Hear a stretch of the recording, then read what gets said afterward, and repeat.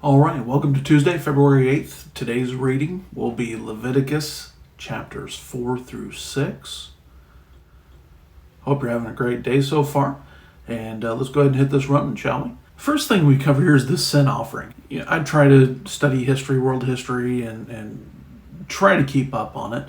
I have read recently that nowhere in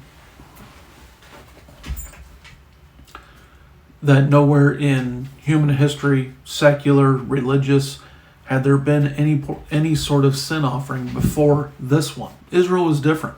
It seems commonplace to look back at some of these things today and see and look through world history and even Israel and hold them to our modern standard. Israel was a new thing. How God was telling people to deal with each other was a new thing.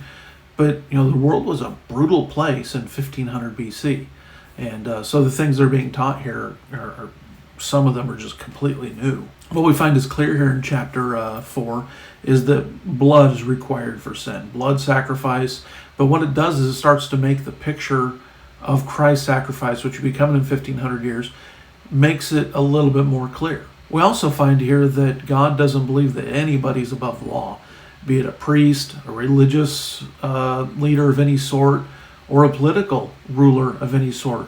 We find here that if any of them sinned, they were required to give a sacrifice. There was no such thing as an untouchable class with God. Chapter 5, notice that ignorance seems to be a common theme in these.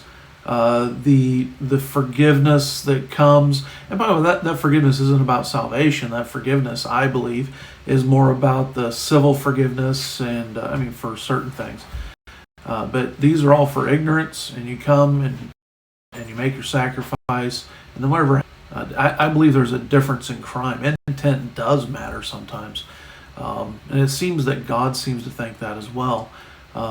Even with mistakes, sometimes there are still penalties and consequences. I get that, but it seems that God handles it differently than willful sin. In chapter 6, we find that God is not interested in people committing crimes or being dishonest and then only having to pay restitution for that amount. Today, I had to buy some plywood at Jerry's, and so I went through the line, bought 20, and by the time I got to the lumber yard, come to find out there were only 19, and so it's oversold.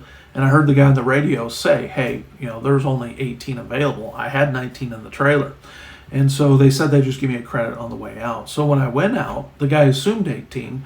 And so he handed the sheet to me, and it said, a return of 2, which would have been nice because that's an extra $54 in my pocket. But, not only did I have my wife next to me, but, a clear conscience isn't worth $54. And so I asked, did you count this? Because I thought I counted it, and I thought I counted 19.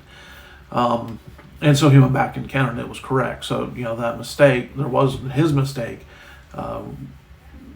maybe gave an opportunity, but, I've still put my head on my pillow. But if I had driven off that way and there was a little bit of purpose to it, then I shouldn't just be paying back 54. I should be paying then 54 plus whatever it said here, 10, 20% above that. We steal from somebody, that should be paid back, and there should be some on top of that. Notice here in chapter 6, there's 4 offerings. I hope you enjoy your day today. Know that I've prayed for you today. Unless you're a person I don't know and just happen to watch this video, and drop your name down in the comments if you want, and I'll pray for you. But if you go to our church, prayed for you by name, mentioned you before the Lord today, and hopefully you do the same for me. But stay in your Bible, stay in your prayer time, be faithful to church.